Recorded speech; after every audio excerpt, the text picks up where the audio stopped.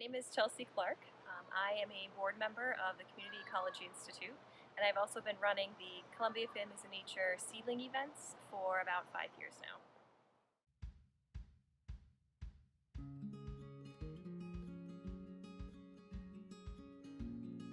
A pollinator garden is a garden with a variety of plants that attract pollinators such as bees and butterflies.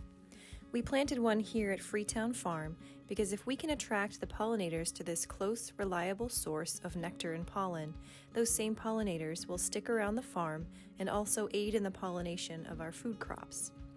We are keeping bees here for a couple local beekeepers, so having those close, reliable sources of pollen and nectar are so important so that the bees can get what they need and then tend to their hive. We aim to plant mostly native plants here at Freetown Farm, and so some of the highlights here in our pollinator garden would be the purple coneflower, bee balm, blazing star, Joe pieweed, buttonbush, and of course milkweed.